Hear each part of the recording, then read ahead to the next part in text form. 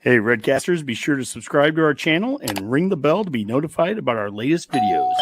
Go Big Red. Dana, what did you see from the tight end position, just where Nate Borkacher, Luke Lindenmeyer were getting in there a lot last week, and conversely, Fedoni maybe not having a lot of snaps? Yeah, that's I took that approach at every position. I mean, I know everybody wants to talk about the tight end position because of what happened on Saturday, but that's been the case at every single position. It's about competition, and competition makes people better, and so we're trying to develop competition at every single position. I do think that the tight ends have improved, especially Nate and Luke. They have improved, because I said what I said. I don't care who's played or who's the starter. If you're not performing at the level I need you to perform at based on what looks like in practice, then we're going to change it. And that position has been changed based on the fact that Nate and Luke have really done a nice job. Okay, now I think that motivated Thomas. Thomas just had the best practice he's had since I've been here, and so I appreciate his attitude and his understanding, and he lined up and he practiced hard for 2 days, and so I would anticipate him going in there making plays on Saturday. Welcome to the Go Big Redcast, the Husker fan sports show.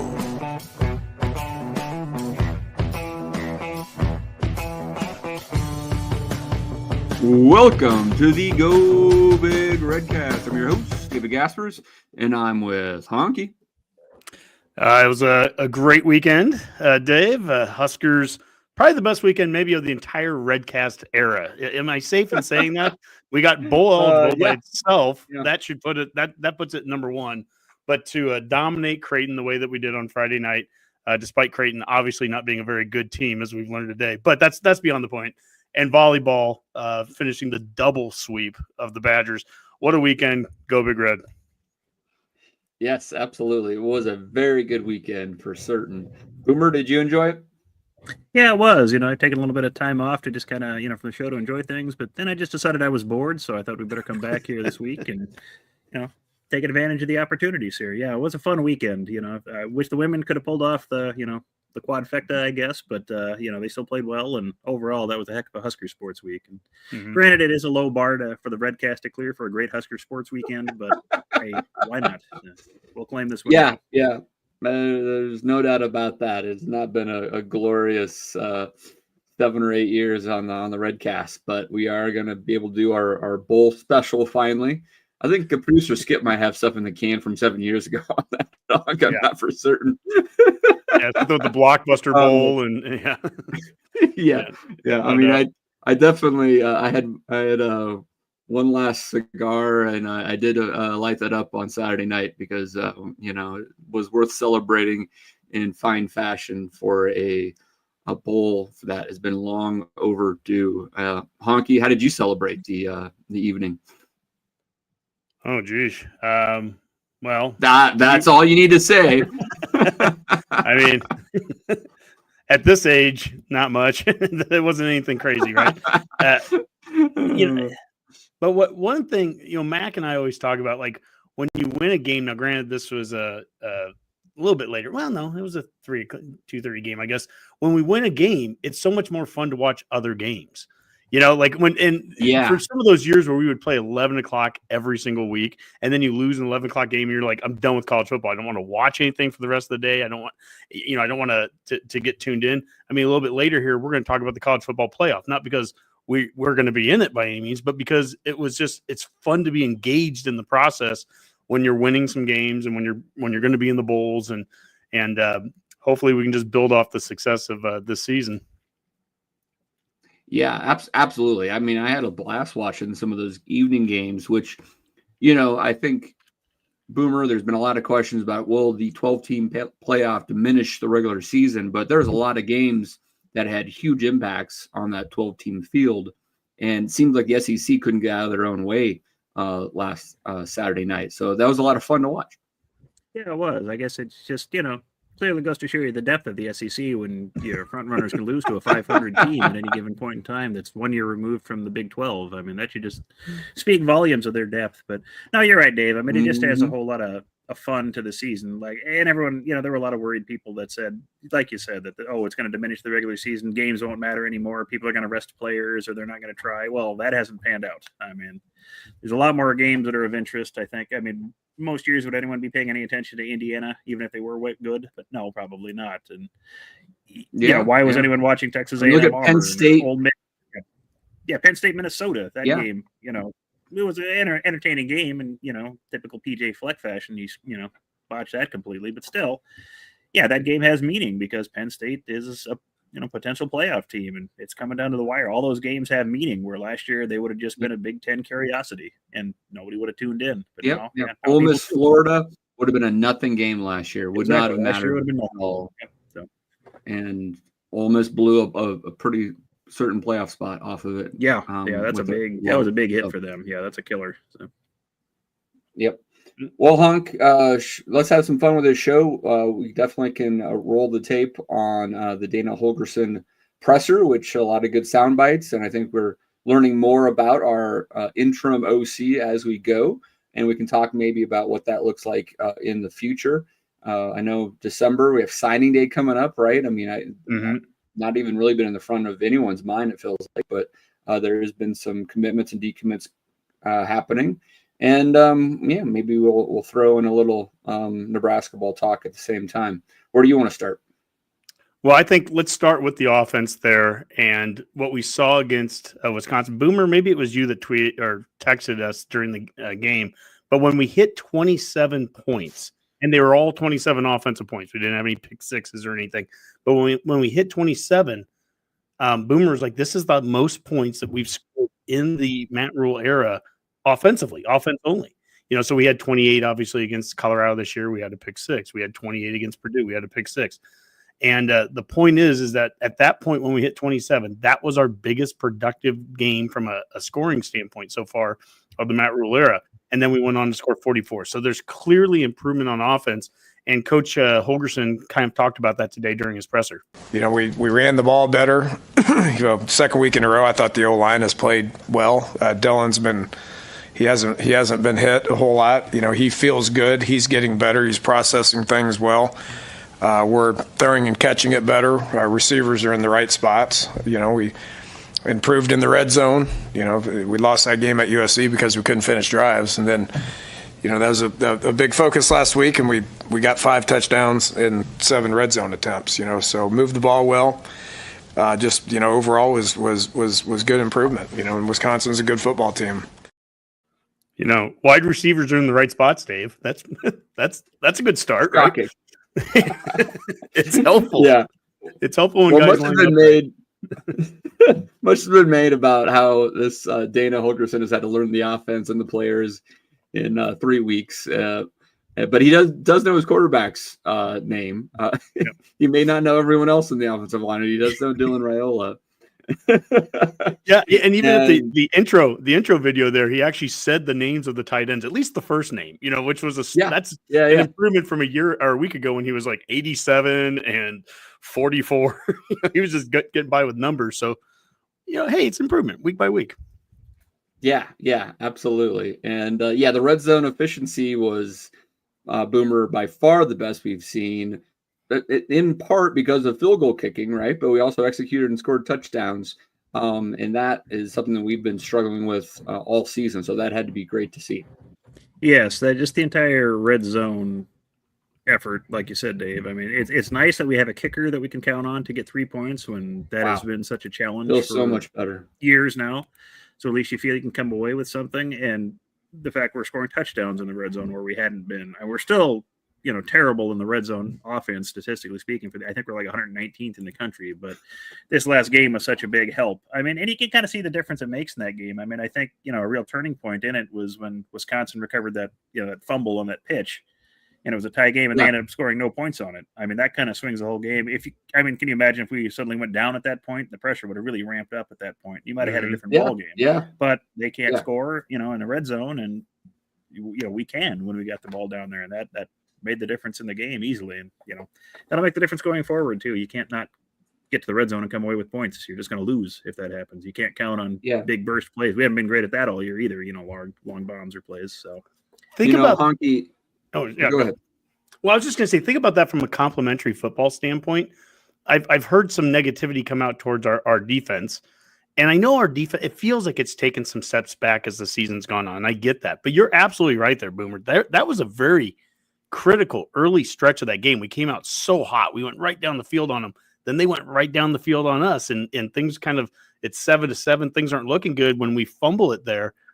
And it's our defense that bails us out. And then it's our special teams and them missing a field goal. That combination, and we're back on the field and no harm, no foul, and it's still 7-7. Then our offense takes off. And so, we're playing a team this week. We'll hear a little bit later from Holgorsen on Iowa. We know what Iowa is. They're complementary. If one area stinks, their offense, at least their defense and special teams bail them out. And we saw a little bit of that for us last week. Yeah. I mean, you could easily imagine a scenario with this game just a month or so ago where it's the field goals. Wisconsin makes theirs. We fumble the ball with 20 seconds left in the half and give up another field goal. And you switch those points around. That's like probably 2 touchdowns of points right there. And this game looks completely different, right? But that didn't happen, right? And so that's the great thing about winning, right? You can look back at that and say, oh, what good thing that didn't happen. But the fact is you have to make winning plays. And on Saturday, they made a lot of winning plays. That's for sure. Mm-hmm. Now, Honke, do you want to ring up another Holgorsen quote? Yeah, so you mentioned it a little bit earlier, Dave, about the transition still. And I think this is interesting to me because we kind of talked about this, Dave, the day of last Monday or 2 Mondays ago when you and I did the show when Holgorsen was hired. That, what's it going to look like or what's it going to sound like? They can't just go out and change terminology or how is this going to work for the last 3 weeks? And he goes into a little bit more depth on that. And it's pretty much what we said the day of. There's only so many things he could do, but we're seeing things getting simplified and we're seeing the play get better. So here's Holgorsen on the transition. They didn't bat an eye. I thought we were smart with how we handled it. I could have came here and changed specific things, and that wouldn't have been the right thing to do for the coaches, for the players. And so I was the one that had to learn, and it was I ain't gonna lie, it was rough for about 2 weeks. I'm sitting there, with flashcards trying to learn offense and terminology. And, I know Coach mentioned this yesterday. It's just true. I mean, I got tongue-tied a few times in the game on Saturday and couldn't get out. I knew what I wanted. I just couldn't, say it, and so those coaches have to help me with it. And I get better at it every day, and so, give those coaches a lot of credit for, welcoming me and working well together. And I think we are working well together as game playing's been great this week. And went out there and had a good practice, executed it, and look forward to getting better tomorrow. I wondered how this would work just from a language standpoint. This is a lot to learn. This is a big playbook that we have. And it's almost like, how do football coaches do it? I mean, it's like, you get Babbel for football coaching and you learn this real quick. It just doesn't, in 2 weeks, he's already calling games. And it's funny. He gets a little tongue tied. You think, I mean, he barely knows the names of the players, let alone the plays. And so I don't know. I'm impressed 2 weeks in how much cleaner everything looks. Well, it's just like Tecmo Bowl. They only have 5 or 6 plays and just push B and up, and that's what it is. So just getting that down. So there you go. Yeah. Speaking words I understand. Tecmo Bowl. Thank you, Boomer. Honke, as a Pee-wee coach, I mean, you had that experience of creating your own language, right? Yeah. I mean, it is true. I mean, you are really. I mean, for him to be able to pick up that much that quickly, considering how big the playbook is, I think he mentions that later. It's impressive, and you can tell when he's up on the podium there. It's kind of like we now have 2 head coaches, and he's very composed. He's done this for a long time.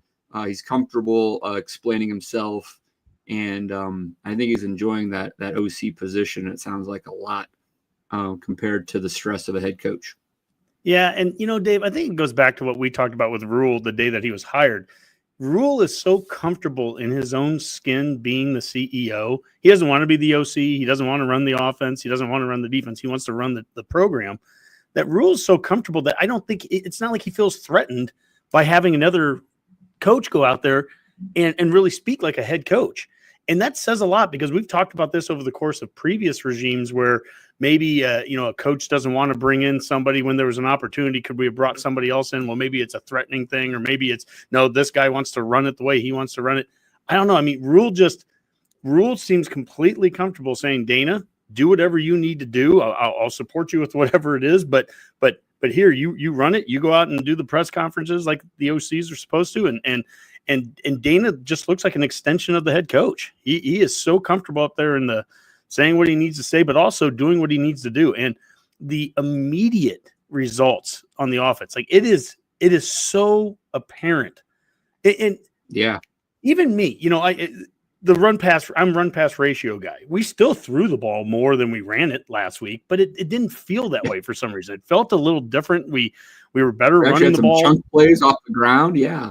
Yeah. And so, I've been critical all year of Dillon not being that mobile and not moving around much. Well, he didn't have to be in this game, and he was a lot more effective, even though we did put Harburg in more to run the ball at times out of the QB spot.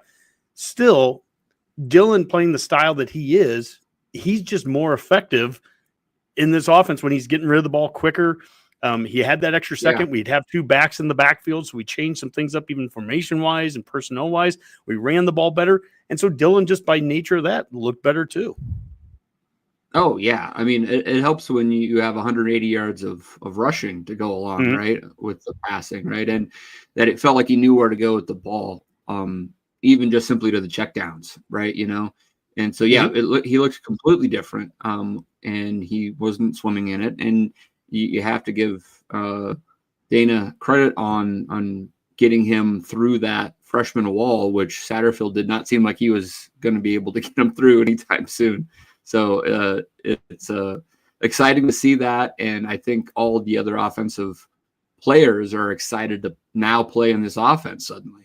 And and Holgorsen also, he extended gratitude, I think, to Sat. We're not sitting here just trying to crap on the guy that was doing this before, but it does make me want to go in that direction and ask you guys, like, Holgorsen was brought in over the offseason to basically kind of look at things from a consultant standpoint. He was here when Nash was wrestling, if you remember, back in January or February. He was on campus, and so it just makes you kind of drift off into that what if this season. What if he had been here the whole time? What if he had been the OC from the beginning?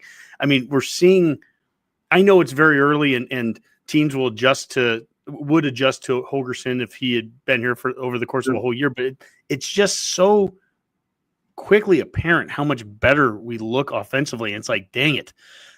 3 months ago, 2 months ago, man, how could this have been, Yeah, and you could go back longer, and I don't think this offensive or defensive staff's exactly what Rule wanted to hire from day one, all right? Yeah. But sometimes you don't get everyone you want, and you pivot. And in this instance, Boomer, if I remember right, Holgorsen had just gotten fired from Houston at the end of last year. He has not taken a year off yet. I think Rule alluded to that when he mentioned that he was bringing him in, is that, that he was a little burnt out and wasn't quite ready for this job last spring. But 8 or 9 months, especially with an ultra competitive guy like him, can make a world of difference. And so it's great that it has happened. We can always look in hindsight, but what's the point there, right? I'm more excited about seeing if we can keep him for a couple of years, if not more, and let him establish himself as one of the best OCs in the game again. And whether he wants to turn that back into a Power 5 head coaching job or not, that's up to him. But I'm more excited about looking towards the future than worrying about what we missed in the past. Yeah, exactly. That's all you can do now. That's water under the bridge. But yeah, you're right. It's just, I want to see what the rest of this season brings. Is this last game kind of an outlier type thing? You hope it's not. You want to see how it performs against Iowa, who's defensively even a step up. Wisconsin's not good, guys. We all Wisconsin's not good, and they were lacking their might have been the worst Wisconsin team we've ever played. But hey, Wow. that's when you take advantage of it and score 44 points when you play those Yeah. types of teams. When you can do that, that's great. But yeah, I want to see how they perform against Iowa and whatever the bowl opponent is, which I'm sure we can discuss here in a bit, possibilities for that. But yeah, let's keep momentum going on this. I don't want it to be just kind of a one-off outlier type game where we manage 44 points and, Friday we score 13 or something like that. That could, deflate things pretty quick. But you got that. And then, like you said, Dave, we just want to see what Holgorsen's, future plans are. Does he want to be, see here for a while, kind of take that Chip Kelly approach? Maybe he's tired of being a head coach with all that hassle and just wants to focus on, calling plays and, being with players. Or does he have aspirations to be back in the head coaching job and possibly in a hurry? He might. So we'll just have to see where that brings. Well, I'm reading right here. Holgorsen's total compensation, this is from Houston. Right. From January of this year through the end of his contract, December 31st, 2027, is $22.5 million, an average of $4.5 million a year. In terms of the buyout, he's owed 100% of his salary, non-salary compensation for 2023, 24, 25, and then 60% for the final 2 years. And I think the point behind that is that we finally benefit a little bit from what we've been doing for so many years with the firing game. Is we fire someone, pay them off, and they go somewhere else. Right now, I think, I don't know exactly what the terminology is that they use, but you basically have to pay what would be considered like a comparable. You can't just say, a fair salary. Yeah, I'm not going to pay the guy $25 to be our OC. So I think, right now it's the equivalent of like 800,000 is what we would be paying him. Right now it's 66,000, but he's making $4.5 million at least in 2025. Yep. So he can be at which we could pay 800,000 of. Houston's paying the other 3.7, and at least does he want to be a Chip Kelly for one full season here? Just be the OC making $4.5 million, and then we'll worry about it after that. He's still making 60% of that in 2026 and 7 from Houston too. So I mean, there's there's not a lot of monetary incentive for him to take another head coaching job unless it is a P5, P4 job, and likely a Big Ten or SEC one to get paid more than the $4.5 million he's getting paid by Houston, right? Yep. And so to your point, I think if he does want to coach again, and he has been coaching at the Power 4 level already, he doesn't want to go back to Group of 5. He's likely better off being the OC here for the next couple of years, building back his reputation, and then taking a run at being the head coach at wherever, right? If he leads Raiola in the next 2 years and leads them to the All-American Heisman in 2 seasons, that's and where else is he going to go get run into a 5-star quarterback sitting on his team, right? I mean, like those don't fall off trees. So I think he'd probably be like, he's never had a 5-star quarterback, probably. So he's probably like, this is great. This guy can make all the throws I can ask of him, right? So, I think the logical answer is he should be the OC next year. But hey, logic doesn't always dictate reality, so we'll see. We talked about the run game improvement, and even if it hasn't been exactly I'm always going to be run pass ratio guy, and I always want us to run the ball a few more times, but it's improved. And he talked a little bit about that today, the improvement in the run game, the improvement with Emmett Johnson, which is someone that we've been saying we'd like to see get more snaps, and he talked about that. What would you say the key's been for Emmett Johnson the last 2 weeks? I mean, 2 really, really strong games. I think, everything starts up front, so the O-line's doing a good job. Tight ends are doing a good job. I think we're doing a good job as a staff of scheming things. And then just, give him as much credit as the rest of them. I mean, he's gaining confidence. He's been put in that role, and he's taken advantage of his opportunity. I don't know what the touches were before I was here. I didn't go back and look at that. I watched all the video, but I didn't study touches or anything. But he's certainly taken advantage of this opportunity. He goes in there and he's a difference maker. He was the offensive player of the week last week, and played well. Yeah, he played well. My gosh, almost 200 yards of total offense between his 80-some receiving yards and then the 100+. I mean, our first 100-yard rusher of the season for sure, but the first running back. When's the last time we had a running back run for 100? Maybe we had. Oh my goodness, and so even what he had 16 carries. That still pales in comparison to what, Johnson at Iowa would get, or, some of the other backs. So, Right.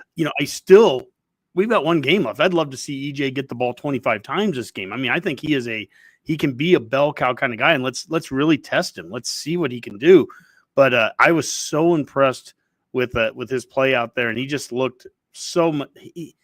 His ability to make guys miss, but he just looked fast. He looked like he knew where he wanted to go. That touchdown, or no, it wasn't a touchdown pass, but it was the little side screen that went down to about the 2-yard line. I mean, that just opened up so fast, and he took it, and it's just, gosh, we didn't see that for all season. So I mean, this is a new phenomenon that's just happening in the last 2 games. Yeah.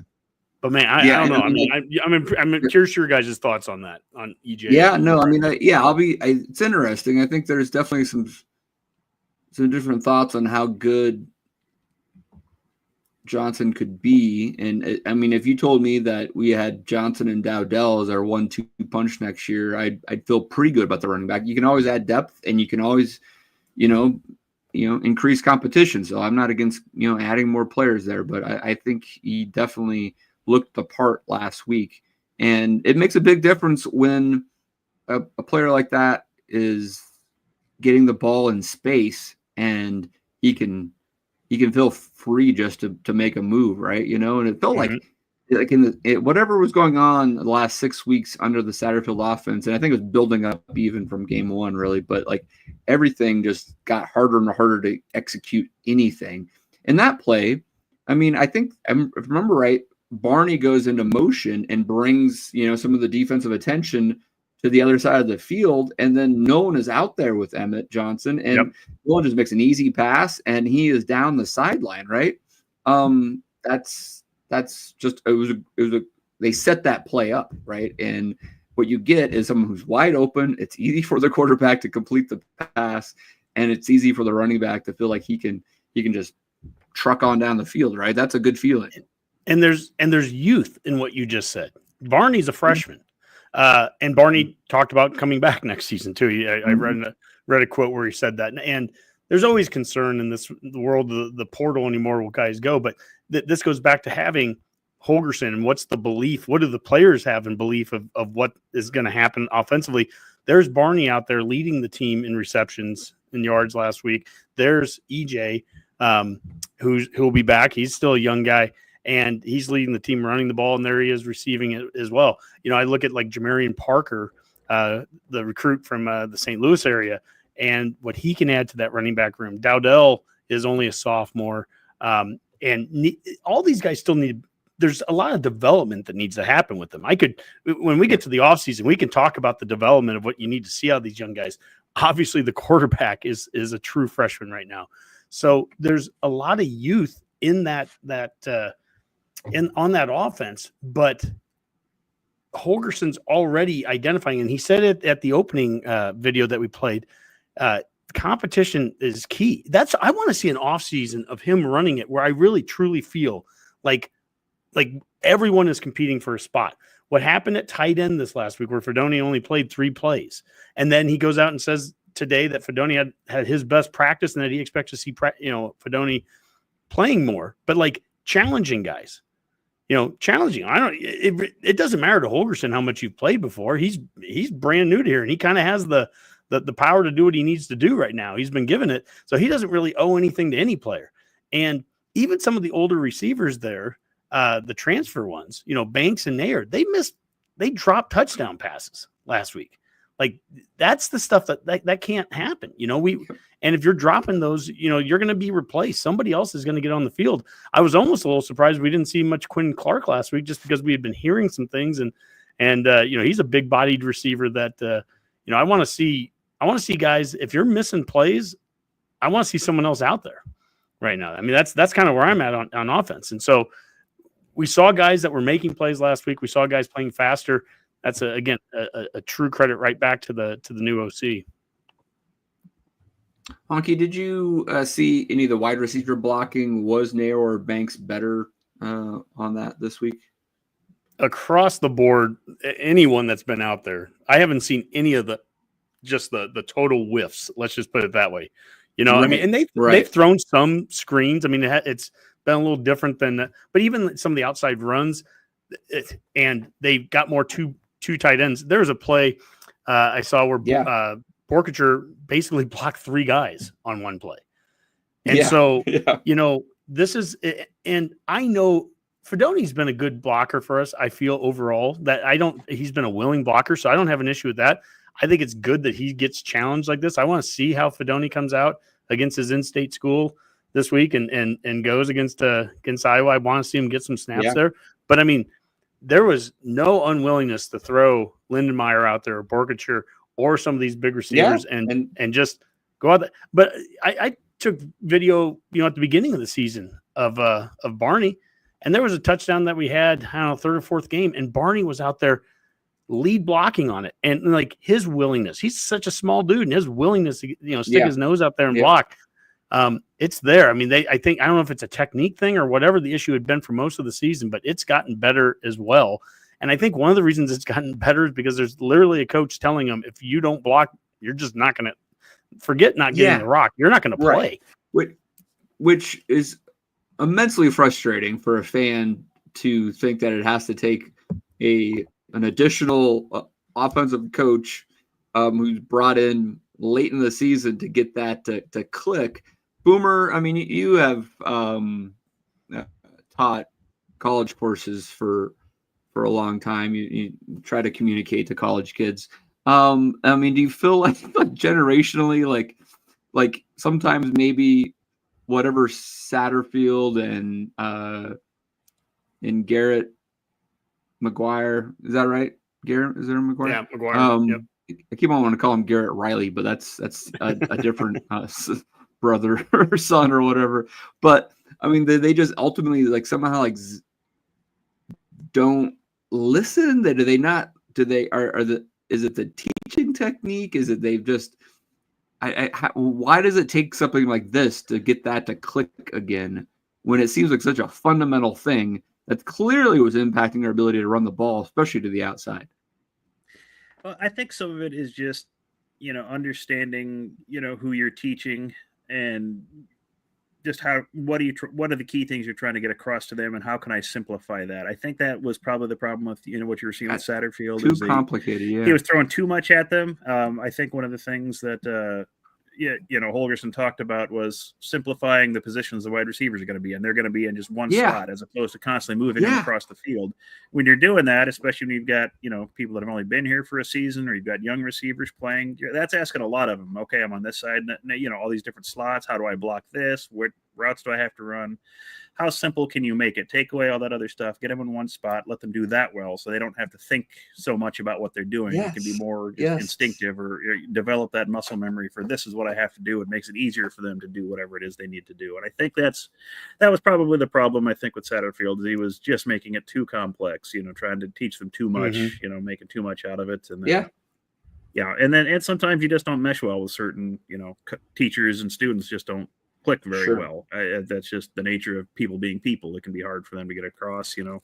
And that's the same thing with Holgorsen, right? Some of these players won't click, and we've already seen a transfer or two. And I'm sure we're going to see more. We'll talk a little bit about the 105-man roster future that faces us. But, well, and Dave, I think that's an important point too, is that we've seen, and I guess for anyone that's ever done any coaching before, like we've seen a trend in college football nationally where the players are in control.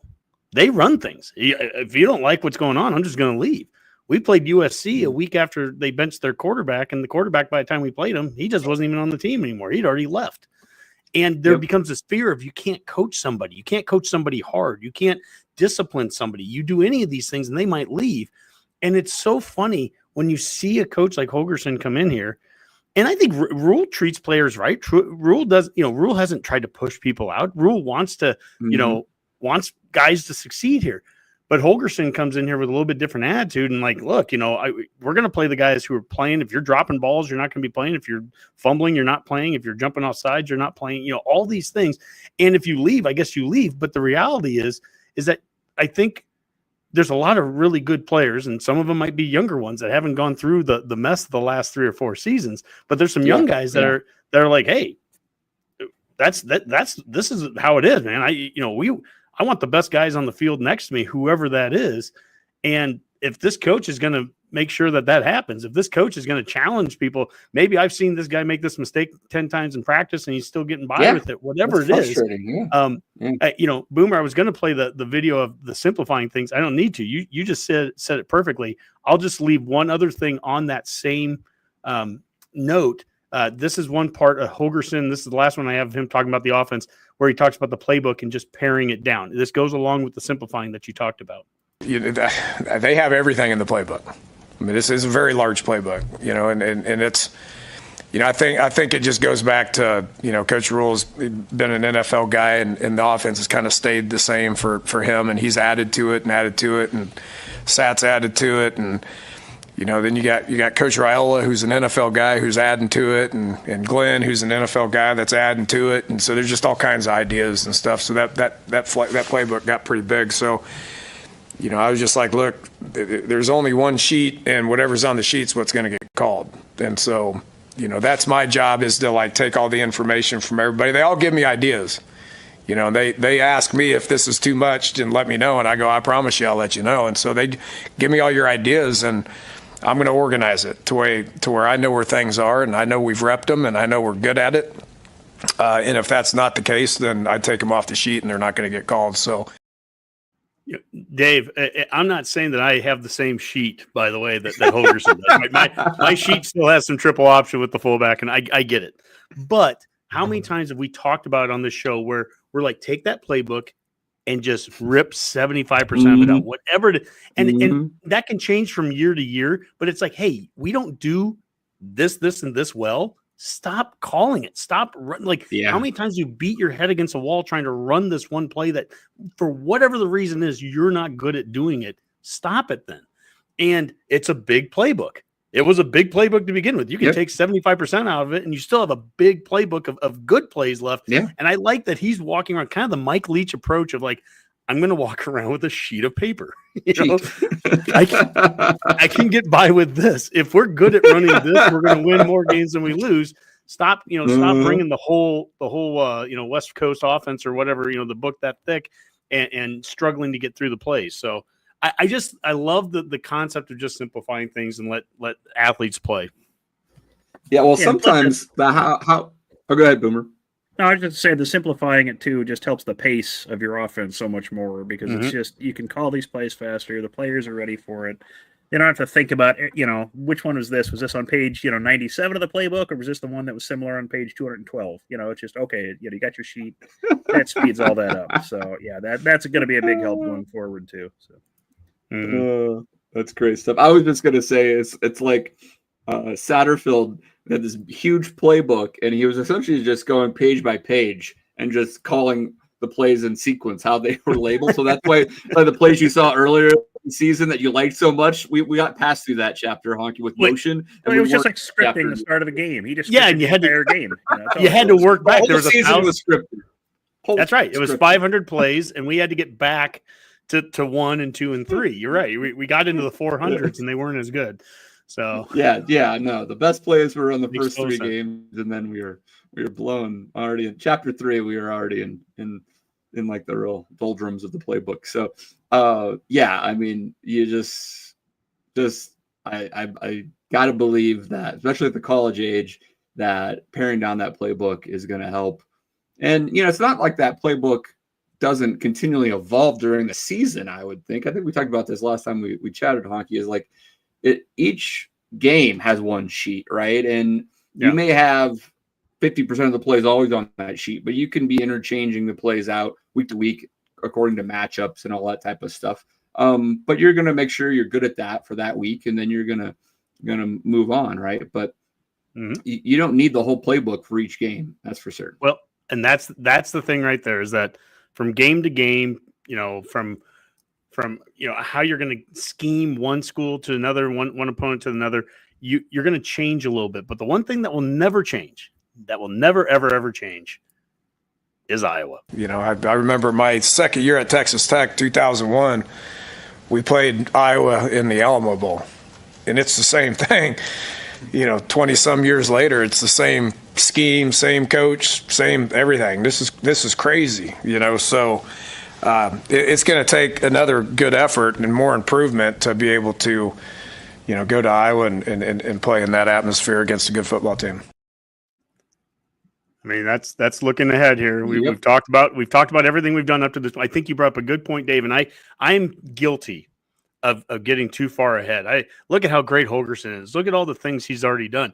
Well, who knows? We might get shut out this week, right? And then we're sitting here a week from now going, what a bum he is. But Iowa, what are we getting ourselves into on Friday night? What are we expecting to see playing at Iowa? I mean, this is the same defense. It's the same scheme. It's the same, you know what you're going to get out of Iowa. You better play great special teams. You better be able to run the football a little bit against these guys. You better be able to protect, Dylan, he better get rid of the ball quick, all those things. Because we've seen Iowa. It's the same thing year after year, but this is going to be a really good challenge for the, if Wisconsin, if this wasn't a great Wisconsin team, we know that this is going to be your typical Iowa team. I don't know if it's a great one, but it's your typical Iowa one.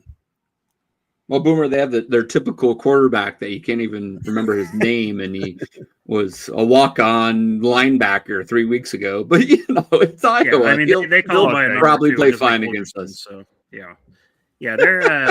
they're stretching a quarterback. If you want to talk about thin, I mean they're at it. So expect to see a healthy attempt at running the ball, I think, from Iowa this week. I mean, they'll probably sneak a few passes in there to be sure. Try to test our secondary, which has kind of been the. I guess if you're really questioning the where the defense has been, that's probably been the worst part of this season was the secondary.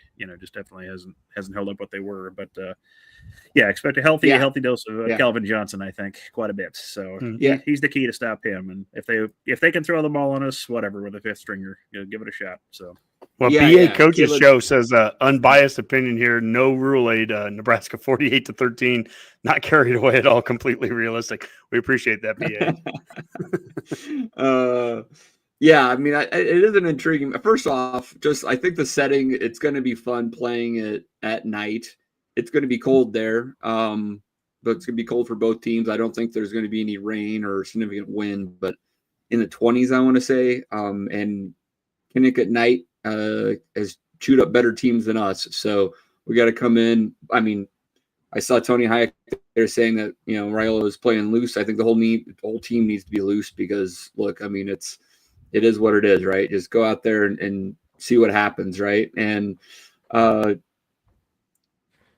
defensively, Honke, I mean, we shouldn't be concerned about their quarterback play.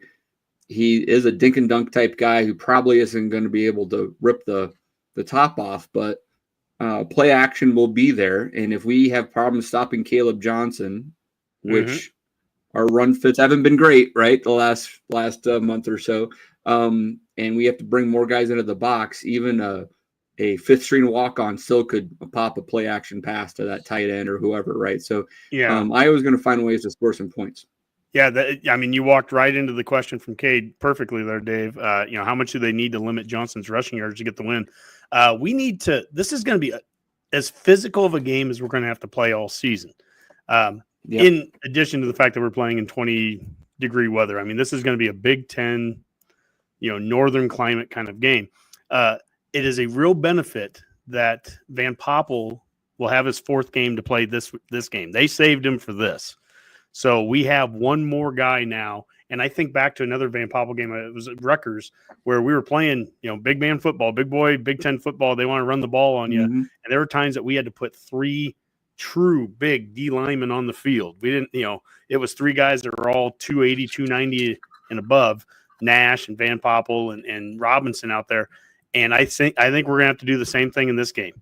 I'm watching a little bit of Maryland, Iowa last week, and I don't know how good Maryland is, but it really doesn't matter. They knew what Iowa wanted to do, and Iowa, when they wanted to run, they just kind of ran it anyways. Yeah, and they are more than Johnson. They have a 2- and 3-headed horse at running back, but Johnson clearly is their number one guy, and they'll be physical and they just want to run the ball right at you. So we're going to have to tackle better than we've been tackling in recent games, and I think Van Poppel, he's a big one. I'm really watch him in this game. We need that extra beef out there, and we're going to need that depth on the D line, and having him available one of his 4 games still, and with his redshirt year, this is big. This is big getting him for this game. Yeah, and I think that what you want to keep Johnson under is, looking over their last few games, if you can hold him to 100 yards or less, you win the game. I mean, they lost to UCLA. They held them to like 40 some yards. I think they really shut them down. Michigan State was under 100, somewhere in the 90s. Isn't the stat Boomer like they're 0-4 when he's under 100, and like 7-1 if he's over, something like that? But if he's over 100, like against Northwestern, he had 100 and some odd yards. We had 3 touchdowns. So usually if he's getting that many yards, he's getting touchdowns. So that's the key. You just got to keep him under 100 and, hope that their quarterback, like Anthony said, doesn't look like a Heisman contender the way we have with backups in the past. But on the plus side, this is the backup to the backup to the backup to the backup at this point. So I think, a lot of iterations there. I think we're safe enough. We might have enough distance so he's not at this point. So Sure. Right. I mean, the Wisconsin quarterback was awful last week, right? He's the backup. No, wait a second. He actually had a really good game. And, weirdly, but Locke looks like he was an upgrade over Van Dyke immediately, and definitely an upgrade over Graham Mertz and everyone else who Luke Fickell has either ran out of town or put in there in that Phil Longo offense. Honke, what do you think about Raiola? Phil Parker is one of the most seasoned defensive coordinators you can possibly have. He's very consistent on how he's going to defend you. He's going to make you try to drive the length of the field. He's going to drop his secondary back and make you take everything underneath, and they're going to tackle well and ultimately create turnovers or just stop you on downs. Do you have the sense from Dylan and Holgorsen that they'll have the patience to beat the Phil Parker defense? I think that's the key always with an Iowa defense. You got to be patient to take your shots when they present themselves. I mean, we've beaten them one time since 2014, and that was with Trey Palmer. To your point, Palmer knocking off a couple of 80-yard receptions. Unless you think somebody right now on the team is going to get those 80-yard receptions, maybe a Barney can. I don't know. Maybe Barney, right? He's more athletic. Early in does a Lloyd step out of just nowhere? We haven't seen Lloyd, and he was a big play guy at times last year. I don't know, because if you don't get that from one of those players, then you're going to need something else. Now, I think EJ, this is one of the reasons why I'm a big proponent of him getting 25 carries, is because we've seen him make guys miss. We've seen him be successful in the pass game and in the run game. And I love, God, I feel like such a broken record. I mean, you can go back and watch show after show where I'm like, hey, throw 2 backs out there. Why not? Just try something different. And then this week we have Dowdell and EJ on the field at the same time a couple times, But even with that, I've seen people say, well, this is no disrespect to any other running back, but if they give it to Dowdell and he goes for 20 yards up the gut, that's awesome. I think EJ would get the same 20 yards and he might make the guy miss down the field. I'm at a point right now where, I'm just pretty blunt with that's the best running back we have right now. When someone says we don't have a bell cow, I'll just say we've never seen him be a bell cow. We've never seen him get 25 carries. I'd love to see it. I'd love to see him get 25 carries. There's one game left. I mean, he's well rested. He's as well rested as any back going into game 12 that we've ever had. I mean, when Mac and I did our midseason review and we broke down the offense at that time, we were 5-1. And I'm sitting there going, at that point, at 5-1, Dowdell was averaging 12 carries a game, and Ramir and EJ were each averaging 6 carries a game. What are you doing? You're never gonna identify who your best guy is doing that, but you're also never gonna really build a guy. You don't get that lather that a running back wants to get by getting play after play. It's unique. Yeah. Give him 20 carries. Give him 25. So that would be, I guess that's a very long-winded way, Dave, because you have some. I wouldn't be surprised if he had 20 and Dowdell had his 12 this game. Right? We're going to need to run the ball. It would be great. And then if we ran the ball successfully, and if we hit a play action or two, and if it is to Barney, if it is to Lloyd, if it's somebody that can break it, that's how you beat the Phil Parker defense there. Yep. Yeah. No, I agree. And Barney Trey Parker did that because he was just that more athletic than the guys trying to cover him. And that's saying something, because Iowa's DBs are. It's the only school that produces white DBs in the NFL. Well, Right? Cooper DeJean was hurt that game. He got injured, and we benefited And they not only in the punt return game, but then he wasn't there covering. Yeah. And so it'll be interesting to see that. But I do like the idea. I mean, Dowdell, to me, sometimes I'd love to see them actually just line him up as a small fullback, because that's how he runs the ball. He just wants to hit the hole as fast as possible and just run until someone hits him. And if he bounces off, great. If not, I've got as many yards as I can. He's never going to make a cut, it feels like. And that's how he wants to run, and that's great. Just seems like a fullback. You just want to hit the hole and go. Whereas Johnson can see the field a little bit more, cut and make some guys miss. So when we played Colorado and he ran over the older Sanders guy, the Shiloh, and he broke his shoulder. I don't know, but then it dislocated it. I think dislocated, but he came back and played right away. So I'm happy he's not hurt. But the point is, that's how Dowdell ran that. Like, I'm gonna hurt you, and I just get the sense that EJ would have ran up to him and, well, I'm just gonna make a move and score. I'd rather score the touchdown than just run you over. Yeah. And it's nice to have a little bit of both. I mean, Dowdell, by the way, this is not me crapping on Dowdell. He just scored 3 touchdowns for us last weekend. So I'm very glad. Because he can hit the hole and run, right? Yeah. Yeah. I'm very happy with the production. He's great in the red zone. And Dave, I think the fullback thing's a great point too there, because he's played a little bit of that when we've done some of that offset eye and they've handed it to him out of that fullback spot. That's a great way for him to get his 6 carries, if that's what he's going to get, or maybe 10, whatever. But again, EJ, be the bell cow. Yeah.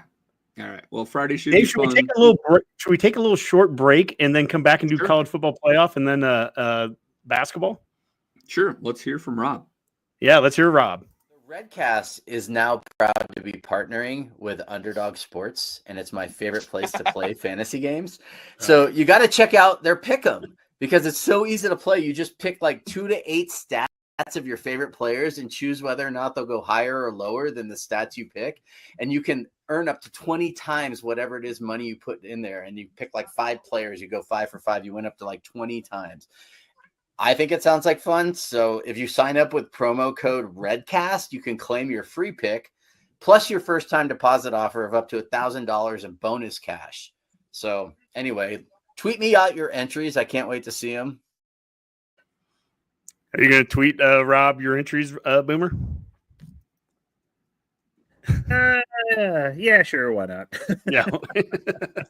Why not? I mean, our betting advice has gone so well in the past. Why not? Yeah, let's keep at it. So, the Redcast Betcast has been off the air for a reason. we have not won enough to justify. Hopefully, maybe we can turn that around. But maybe Rob's got a better alternative. Sounds like. Are we going to do a red? I guess in the past few years we've done like bowl pick'ems, but not. Oh yeah. I guess I haven't heard because we haven't been been in the bowl. Now we're in it this time. Like, oh my gosh! Yeah, since we're in it. So, Honke, let's talk about that a little bit. Playoff and bowl selection here is now right around the corner, and I mean this is a pretty exciting thing, Boomer. We've got a 12-team playoff for the very first time. And it's created a lot of exciting games the last few weeks. And here we are looking on our YouTube feed on the top 12 teams. And the key here, right, Boomer, is that it's just not the top 12 gets in. We do have automatic qualifiers from those Power 4 schools. And the Big 12 will be crashing that party, likely between Arizona State, Iowa State, or maybe BYU, right? Yeah, that's the big trick is, if you're the Big 12, you've got to be careful that, if Tulane wins out and Boise State wins out and they're ranked higher than you are, then Big 12 doesn't get anybody in. So that's interesting. I didn't know Tulane is right there at 17. Yes, right? So they've got to be able to push it. Now, I imagine if push comes to shove, somehow I'm guessing the committee just magically wouldn't let the Big 12 get left out and something would get shoveled around. But that would never happen though. With Whoa! I thought the Big 12. Okay, I guess maybe I'm wrong here. I thought the Big 12 was guaranteed a spot. No, this is why Boise, who is right now in 11th place here in the top of the football selection rankings, is getting an automatic a bye week, I should say, right? Yeah. They are a top 4, right? Because it's the top 4 teams that are conference champions get a bye, but it's the top 5 conferences get an automatic qualifier. Correct. Yes. And so if Tulane somehow would actually, let's just presume Boise now is going to win the Mountain West and is going to be in get a bye, and then it really comes down to the Big 12, which has Arizona State, Iowa State, and BYU all at 16, 18, and 19 in the rankings. So Tulane is 17th. Tulane could somehow actually, be more highly ranked than all 3 of those. They would get the 5th bid. It's not to say that the Big 12 couldn't get in, but they would not be an automatic qualifier. Yeah, so you're saying that the 4 automatic qualifiers, one of them would actually be Boise in this case, and then if Tulane got in, they would be the number 12 seed, that 12th spot, and essentially if they got ahead of that logjam of Arizona State, Iowa State, and BYU, all of a sudden the Big 12's out. I didn't even realize that was a possibility. For some reason, I thought that they were a guaranteed spot, but damn. Yeah, they could be living on the edge there in the Big 12, and that would not do a lot for their reputation as a And it's all thanks to Kansas. Yeah, basically, yes. Kansas is conference left and right. Yeah, they might get booted out of it at this rate. Yeah, so they're dust in the wind, man. Kansas has screwed it all up. Yeah, direct all hate mail to the city of Lawrence. So yeah, if this happens, I mean I don't think it will. I think they'll find a way to make sure a Big 12 team is mysteriously ahead of Tulane, whether it's deserved or not. But it's a possibility, and because there's no way there'd be any shenanigans in these sorts of things, right, Dave? No. Alabama's number 13 because of the shenanigans. Yeah. But how about you guys were talking a little bit earlier about the 12-game playoff and how that's did that kill the season, or is it added more intrigue? How interested are you in any other season of watching number 12 Clemson versus number 15 South Carolina? Yeah. Then you are this how much better, how much more important is that game this year than it's been any other time? And it's because both of those teams are living right there on the edge of that cutoff. Yeah, they're waiting for someone to mess up and slip in. Yeah, you mean mess up like Alabama? Mess up like Alabama did, or mess up like Ole Miss did, and yet they, Ole Miss lost to Florida. And Dave, you and I a couple weeks ago are sitting there in a Denver bar. Oh my God, Florida is getting the living crap beat out of them by Texas. And I mean, their fans are just walking away. We were in a Florida watch bar, and these guys are like, "This coach is was fired. Awful. The AD was fired. In their opinion, everyone needed to get cleared Florida's out. The worst team in the world. Ole Miss goes there and loses. But as to Boomer's point, that just shows you the depth of the SEC. But if Penn State goes to Minnesota and plays a close game, then what the heck is wrong? With Penn State, obviously. So obviously they should have routed the Golden Gophers. Didn't even deserve to be on the same field, right? Yeah, no, I mean, like the Indiana is a great example where, like, so I was watching that game, and also doing some yard work. So I both had my Sirius XM feed on, which was the ESPN radio crew, and then I think it was the Fox. It was Joe Klatt and Gus talking, right? And you would not believe these two broadcast teams were actually at the same game. I mean, like the ESPN crew is like literally like once the game got a little bit out of hand, all they could talk about was how bad Indiana's strength of schedule was, and that, I mean, if you compared Indiana to Army, who was undefeated at that point, they hadn't lost Notre Dame yet that day, and they had a similar strength of schedule. Like, what's the difference between the two teams? Essentially, they were saying all this crazy stuff of just making explanations of why Indiana is probably going to drop out of the playoff. And then you listen to Joe Klatt, and he's saying, boy, if that punt wasn't mishandled by their punter and they didn't give up that 80-yard punt return on the other, that's 14 points. This game would be completely different right now. This would be a really close game. completely different narrative by two completely different broadcast teams. And Klatt was there watching the game, doing the game. So, I mean, he knew a little bit about look, I mean, that game, that was a close game going into halftime. Indiana, a couple of special teams gaffes really hurt them in that game. You take those 14 points off the board, it's big. And then it gets into that, well, their schedule's so bad. What do you got to do to schedule better? Well, I mean, how do you schedule good, I guess? How do you do that? Because Indiana just played Michigan and Washington in their schedule this year. These two teams played for the national championship last year. So, I mean, is it their fault that those two teams are going through a down year? They've done everything else they can. We were ranked, at least in the coaches poll, we were 25th when they beat us 56-7 and went right down the field on us, right? They had a backup quarterback play when they played Washington and won the game with a backup. So, Indiana's had even adversity happen to them throughout the season, but yet they just won't get that credit. And they're 10-1, but they're not as good as what Alabama, well, they just lost their third game and they just got blown out. Scored 30 points. But it was at Oklahoma. But Oklahoma's 5-5 at the time. Ole Miss lost, but it was at the Swamp. But it's a bad Florida Swamp. Indiana lost at the Shoe. Swamp. Go play in the Shoe. It's not easy. And we talk about blowouts. They talk about Indiana getting blown out by Ohio State. Fair. I mean, didn't Tennessee get walloped by Georgia, if I remember right? Yes. A very similar score. I mean, that wasn't close.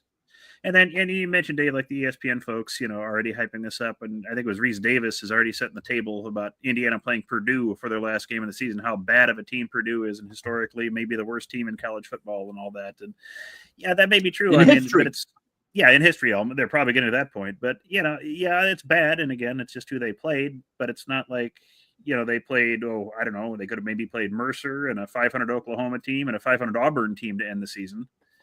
Yeah. That's totally fine. But their whole November schedule has been awful, and they've lost a game in it all. It's just the narratives they're setting is just mind-boggling with this. Yeah, Purdue could beat Mercer. I'm confident in that. Yeah, I'd feel safe to say Purdue could beat Mercer. Yeah, maybe not UMass the way UMass played Georgia. I don't know about that. Man, that game at halftime was that was entertaining enough. Yeah, that was funny. So, but just looking at this. At this line, the rankings here, though, it is interesting. I mean, like how you've got Notre Dame, you've got SMU, which I'm still trying to remember where everyone is. Yeah, alignment wise. So Texas is in the SEC this year. Oregon's in the Big Ten, right? But there's Notre Dame, there's SMU, and there's Clemson. 3 of the top 12 are in the ACC. And the ACC, has not been thought of very well the last few years, but right now 3 of the top 12, and I'm calling Notre Dame SEC or ACC just for the sake of it here. But so you have, if you look at this top 12, 3 of them are ACC or at least Notre Dame being independent. You have 4 Big Ten schools, 3 of them in the top 4, Penn State, Ohio State, and Oregon, and then Indiana at 10. I mean, that feels, as long as you all win, that feels safe. Now, I'm saying that with quotation marks around it, but that feels safe that you think 4 Big Ten schools would get in there. You have 3 SEC schools in the top 12. You have number 3, Texas. You have Georgia. I'm wrong. There's 4 ACC schools. Yeah, so I was going to mention you're upsetting Miami listeners there. Yeah, so there's Notre Dame, Miami. Number 9 is SMU, and 12 is Tennessee. There's 3 SEC schools. Texas at 3, Georgia and Tennessee at 7 and 8. You have Boise at 11. And basically, at that point, there's one team outside of the top 12 that would get in, right? Like somebody that would be the top. It would either be the Tulane or it would be the Big 12 champ that's outside of that, which would then bump the number 12 team, which is Clemson. So people that are listening to the podcast tomorrow, I know this is hard to follow along. You don't have the visual in front of you, but number 12 is Clemson. Essentially, they're not a part of this right now. Number 12 doesn't count because somebody from below them, the 5th conference champion, whether it's from the Big 12 or Tulane, whatever conference they're in, one of them is going to bump up and be number 12. Yeah. So, I mean, it's fascinating. Like, if it ended right now, the SEC would only have 3 teams. Yeah. Yeah, I think so. Yeah. So let's verbalize this for our listeners. Yeah, do better than I just did, so Dave. To your point with the first round. So as of right now, if we're just looking at the Big 12 champion being Arizona State, because they're the highest ranked Big 12 and they are ahead of Tulane right now. They're right ahead of Tulane. It'd be number 16 Arizona State at Ohio State in the first round. So going to Columbus. That's under the presumption that Oregon gets the bye and they'll be waiting in the Rose Bowl, right? Then you have number 8 Tennessee at number 7 Georgia. So you have an SEC rematch, I believe. Is that right, Boomer? This is the one you just mentioned, right? Already. Yeah, Georgia smoked Tennessee earlier this year. Yeah. Or they played, right? Yes. Yeah, and so that's a rematch. And then you've got a number 10 Indiana going to Penn State. Not a rematch, but another conference on conference, which is frustrating to me, right? We don't actually see that. I'd rather switch those around somehow. And then you have number 9 SMU going up to South Bend to play Notre Dame. That would be your first round. That would be played on December 19th and 20th, or 20th and 21st, I think, actually. So, yeah.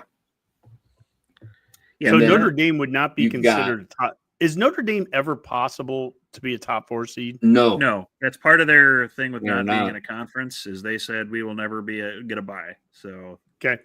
So take that for what it's worth. Maybe it helps them, but then they get a home playoff game out of it. So, it might be okay for them. And yeah, it is interesting, Dave, how when we talk about that, you'd essentially have, if we're going to call Notre Dame an ACC team, you're essentially going to have 3 interconference games with that lineup.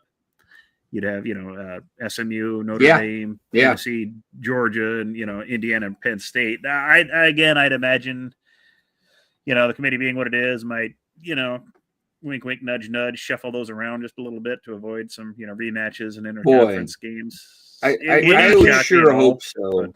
Yeah. Anything to get an SEC team, anything getting an SEC team playing up north, I'll accept.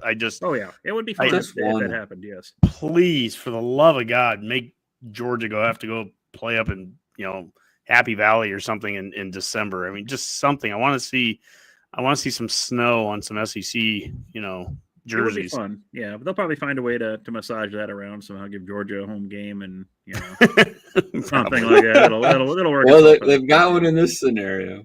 Yep. Yeah. So, yeah. Exactly. And Tennessee somehow hosts Penn State or something. It can happen. But I anticipate they would shovel that around a little bit just to avoid that, especially a rematch of Georgia Tennessee. I know they said they weren't going to do that if it came up to start the season, but I'll believe it when it happens. So if that actually does or doesn't. Boomer, what did you think? Yeah, I know you saw this tweet. I think I sent it to you, but it was that Ewers at Tennessee or at Texas. He has an injury. I don't know if he's playing, but they were they were judging whether or not he'd be able to play the next game. And the question, playing off of Florida State last year was, well, if he's not available to play, then clearly, they're not the same team now. They're going to have to be left out of the playoffs. I mean, the precedent's been set. So, I mean, I mean, there's some truth to that. I mean, if you're there might be a backup Manning, I get it, but still. but yeah, they're not the same team. So, and if we're going by precedent, then they should probably drop out. I mean, rules are rules, right? So, yeah.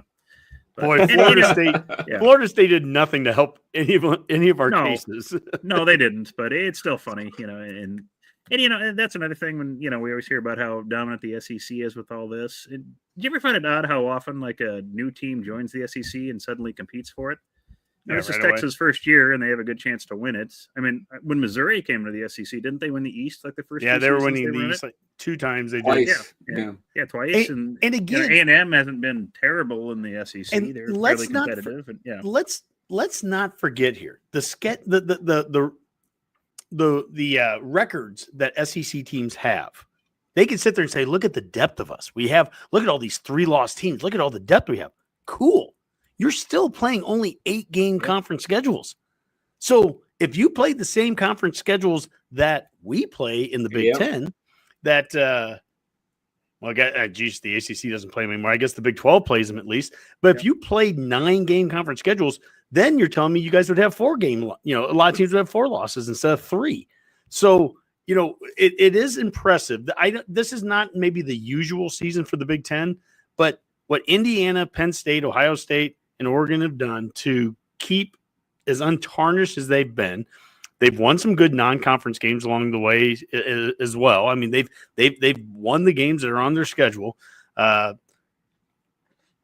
Played 9-game conference schedule. I mean, those teams. I don't know any one of them that if Indiana wins and they're 11-1, how do you not have them in it?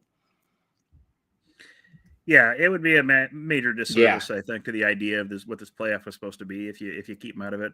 I know, like we said, it wasn't the greatest schedule they played. Some of that's not their fault. I mean, because they played 3 out of the 4 BCS playoff teams this schedule this year. With Washington, Michigan, Ohio State, and they just happened to.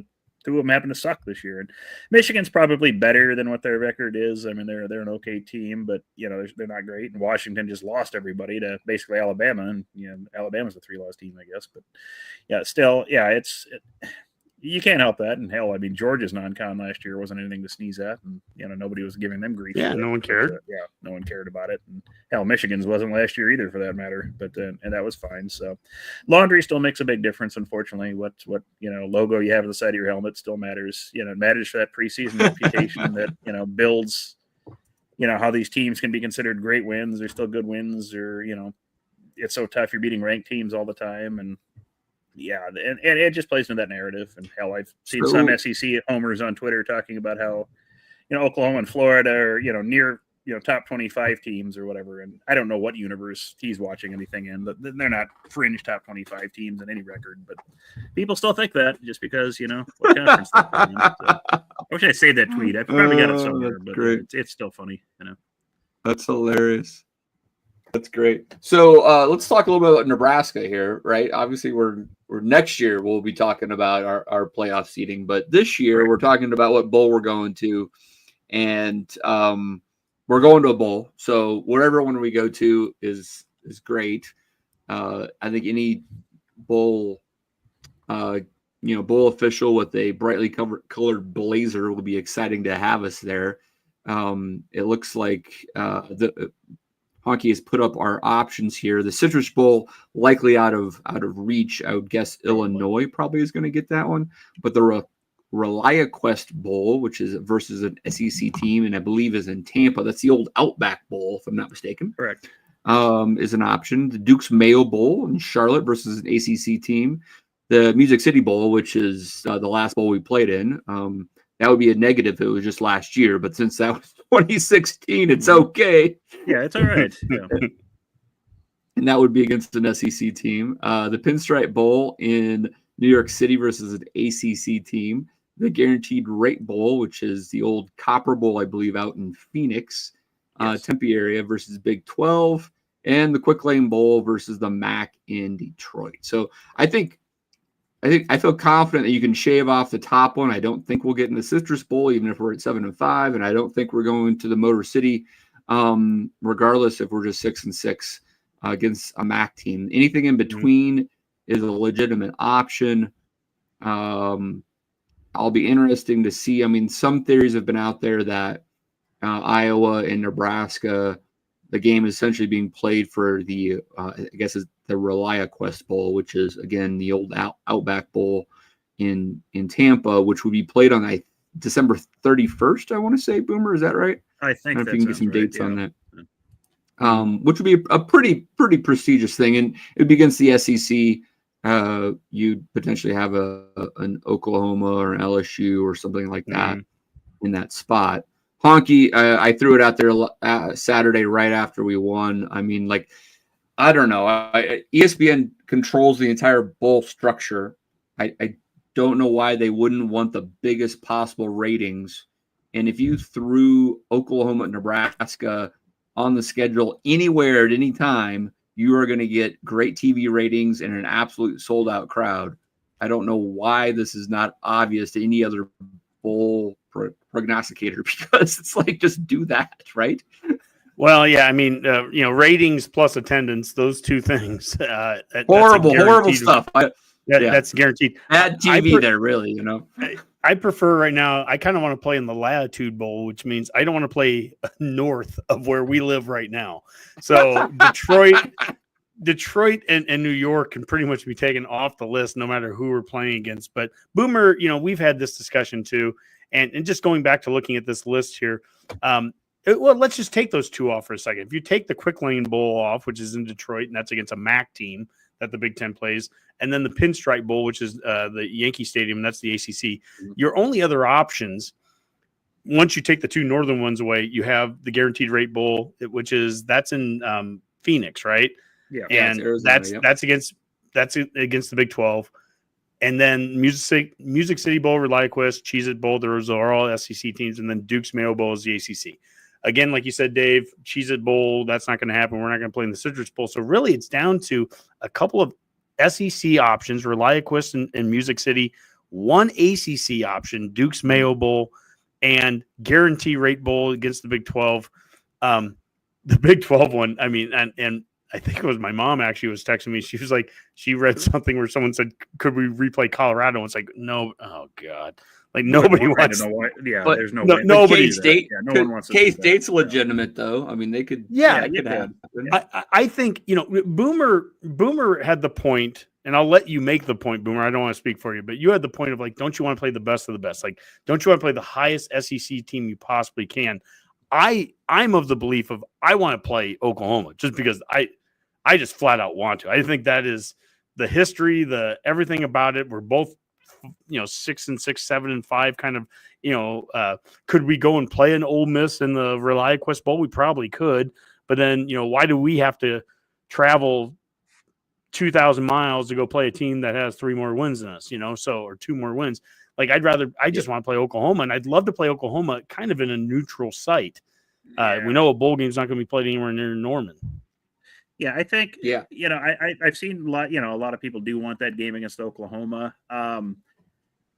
There's reasons I don't think it would happen. Part of it is, the Big Ten stands to get, probably 4 teams into the playoffs, and that's going to bump everybody up slots where they would normally not go because everyone's going to be in the playoffs. There's going to be a lot of Big Ten bowl slots they're going to be looking to, fill it with the best teams available remaining. And I would have to say that, Nebraska is going to be pretty attractive to those upper tier bowls that pick first in this whole order, because we haven't been to a bowl in so many years. They're anticipating us to travel well. Fans have been stockpiling bowl trip money probably for a while. So we could probably go to whatever. We could probably play a bowl in Shanghai and do okay. Bowl in Shanghai. Yeah, we got the money for it. That would be the maybe the cigar bowl in Havana. We could bring that back or something like that. we could do that.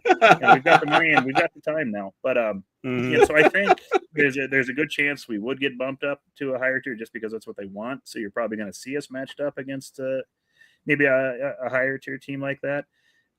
So it wouldn't shock me to see us in something like the Music City Bowl or the Duke's Mayo Bowl or the ReliaQuest Bowl that are kind of an upper the tier Duke's one. Now you're playing ACC. Yeah, that's an ACC team. But again, it's an upper tier bowl that get some good press just because it's a mayonnaise, themed bowl and it seems to do well social media wise. So it's not a bad thing depending on who you play. But again, Rob and and the other reason, and I think I'll eat straight mayonnaise if we play in that you one. do anyway, but that's beside the point. But and I think the problem with the SEC is they've got I think they have more bowl eligible teams than they do. They have so many. So they're gonna be shuffling their lower tier 6-win teams to like the Gasparilla Bowl and the Birmingham Bowl they'll and be things still, like that. So, and I think they're going to be shoving like your 6-win Oklahoma teams to that. Being new in the conference and having 6 wins. No, I don't think Oklahoma gets. I don't know, Boomer. I think if Oklahoma and Nebraska have an opportunity, if some bowl sees the opportunity to put those two together. Now, at the same token, good time slot for the TV, and it could be. Boomer, I think you made one point in one text that made a lot of sense too. As much as I love the Nebraska-Oklahoma connection, if there was one that found USC and Oklahoma where they could connect too, and now you've got 2 blue bloods with the Lincoln Riley hatred. I get that too. That makes sense there too. But I'm just saying, Nebraska-Oklahoma is really attractive. Would be really attractive to a lot of people as well. Right, and I get that too. But I think Nebraska against anybody is going to be attractive right now. I mean, I don't think any game you put us in is going to want for fans in attendance and TV ratings and whatnot. And then I just think of it from the what can maximize the benefit to Nebraska, in a bowl game. Okay, if we play Oklahoma, let's say we beat Iowa, which we can, and Oklahoma, who do they play this week? Is it LSU? Arkansas, so they LSU. Yeah, they can lose to LSU, I think, because Oklahoma, they beat Alabama, but they haven't been playing great these last. LSU's been struggling now too. Yeah, but they anyways. have. So I mean, it could be a 6-win Oklahoma team and a 7-win Nebraska, but I think we would benefit if we, if we're looking at playing a bowl game and winning it. Let's say we were matched up against Missouri, or because I've seen that. Missouri's a possibility. Yeah, we could be matched up against a Missouri team who's an 8 or 9-win team. Yeah, Ole Miss is probably above what we can do, but hell, if you get Ole Miss in the the Music City Bowl, they're going to be dejected. And you got the Lane Kiffin connection, and you got that tie into the Music City Bowl, which was our last bowl appearance. It'd be a nice little, come full circle and try to, the last bowl appearance that set us down. We'd be coming back up from that, right? And if you could win that game, that's a huge feather in your cap. Where if you're playing Oklahoma, who's barely at 500, if that. The win's a win, in my opinion, on this. Well, it is, but I think you can sell that. And God forbid if you lose. Yeah, if you lose to Ole Miss, okay. Any bowl win, you're going to sell. If you lose to Oklahoma, Anthony just said, I really hate to say it, but if it's all about viewership and ratings, then they very well could put us in a rematch against Colorado. Bad, Anthony, bad. But you know what? You came back and totally redeemed yourself, Anthony, because Nebraska versus Oklahoma, a classic Big 12 or Big 10 versus SEC matchup, totally redeemed yourself, Anthony. And I love that. Nebraska versus Oklahoma, classic Big 10 versus SEC matchup. I don't even know what's going on anymore, fellas. No, it's I don't understand. I just hope I hope SMU can finally win the ACC after all these years. That's all I want. And the thing, SMU can pay players now. That's the crazy thing. We can find That's right. Totally fine. They were just ahead of time, ahead of the curve. Yeah.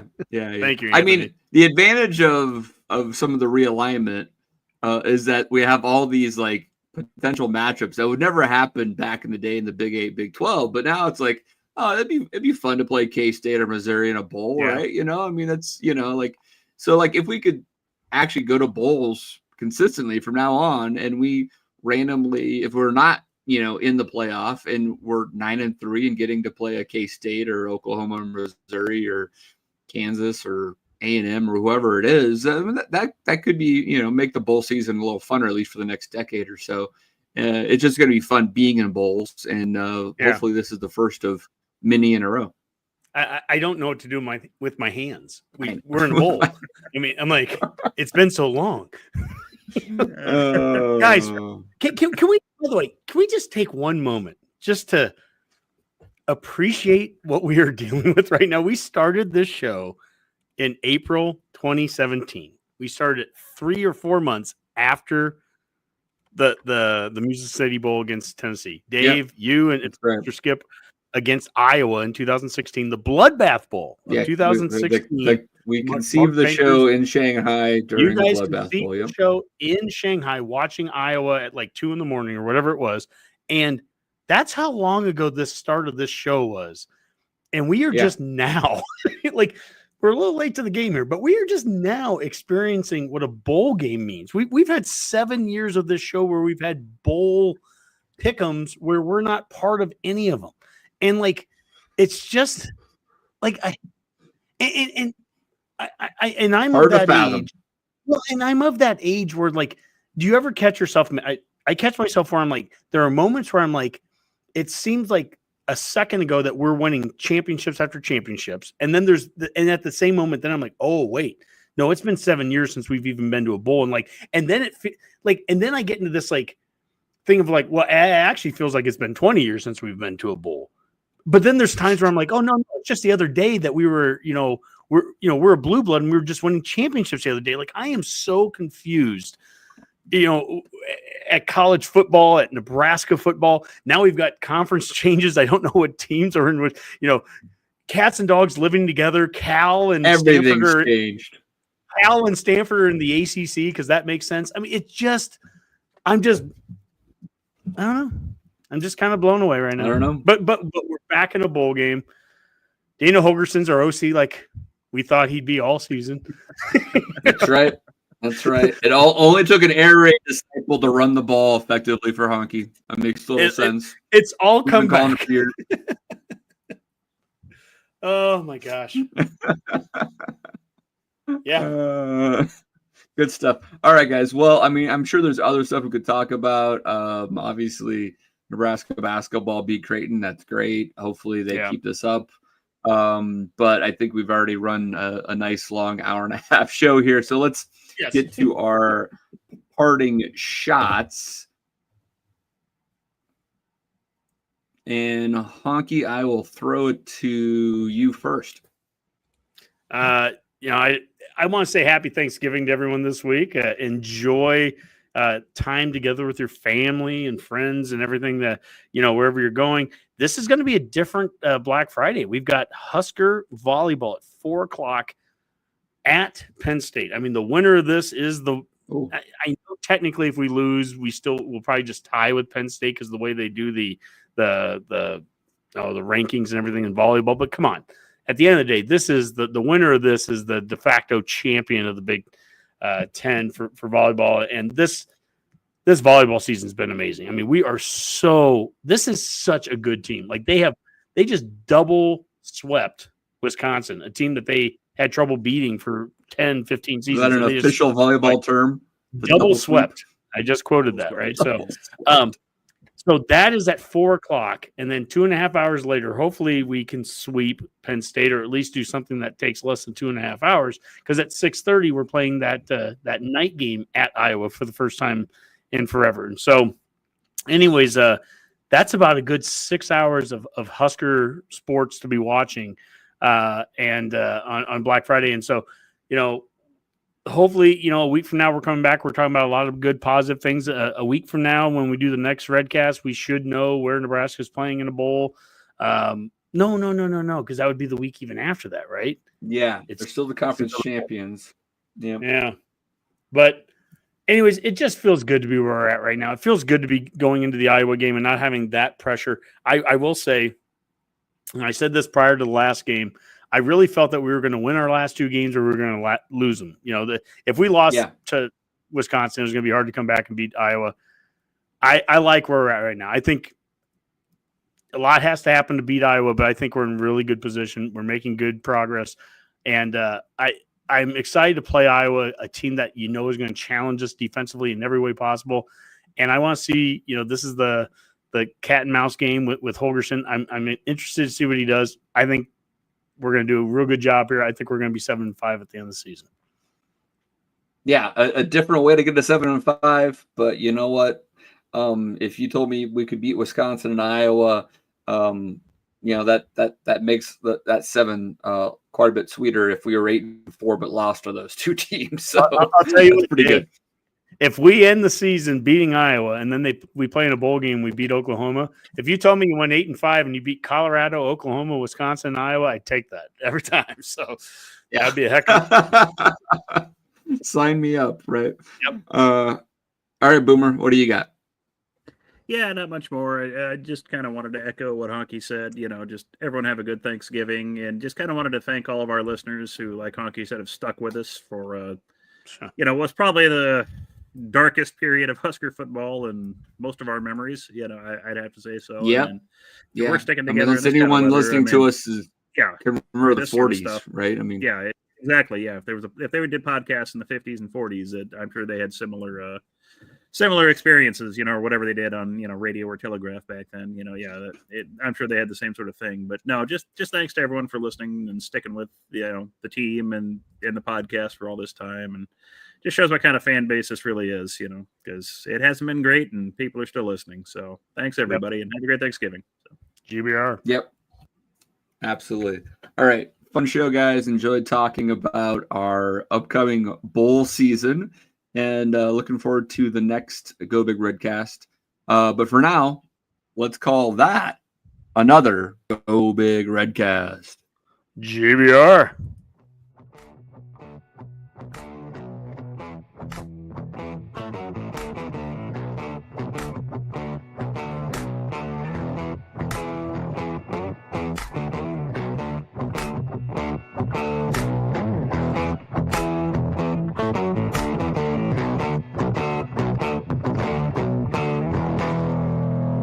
Herd at Sports Network production.